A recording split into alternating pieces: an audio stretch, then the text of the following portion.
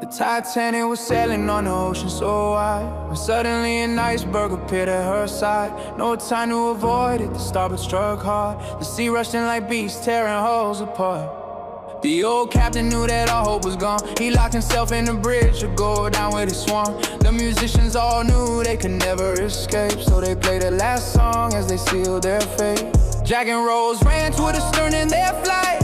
They held the railing with all of their might, knowing the longer they stayed out of the sea, the better the chances of living would be. Half the ship sank beneath the dark foam. The circuits all short and no lights to guide them home. Then suddenly the vessel began to break, split right in two with a thunderous quake.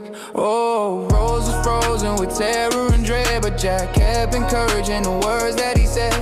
Soon the Titanic completely went down. They were pulled in the current, they thought they would drown. Rose wore a life vest and quickly surfaced. The stranger tried drowning her, his fear was so heartless, but Jack with his swimming skills made it up too.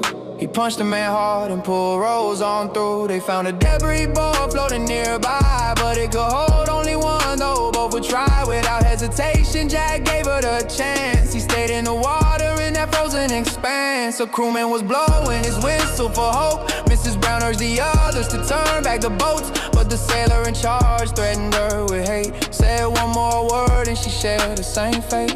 Harold alone chose to turn back and say he cleared out a lifeboat to search for the brave. The minutes passed slowly, the ocean grew still. Most died in the terror and unforgiving chill.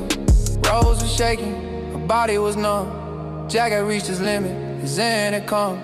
With his final strength, he encouraged the soul. Winning that ticket was my greatest role. To meet you, to know you, the best thing I've seen. You'll survive this and live out your dreams, I promise, my heart. Finally the rescue boat came to the scene, but the ocean was silent, a graveyard serene. They carefully rowed through the dead floating there.